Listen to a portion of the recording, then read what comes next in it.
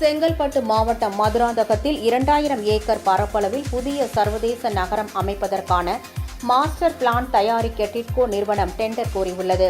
பொதுமக்களின் அனைத்து தேவைகளையும் நிறைவு செய்திடும் வகையில் ஒருங்கிணைந்த புதிய நகரங்கள் உருவாக்கப்படும் என்று தமிழ்நாடு அரசின் நிதிநிலை அறிக்கையில் அறிவிக்கப்பட்டிருந்தது.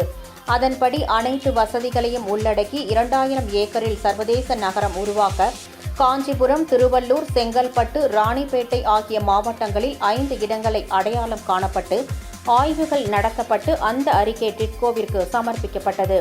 இந்நிலையில் மதுராந்தகத்தில் 2000 ஏக்கர் பரப்பளவில் புதிய சர்வதேச நகரம் அமைக்க தமிழ்நாடு அரசு முடிவு செய்துள்ளது. அதற்கான மாஸ்டர் பிளான் தயாரிக்க டிட்கோ நிறுவனம் டெண்டர் கோரியுள்ளது.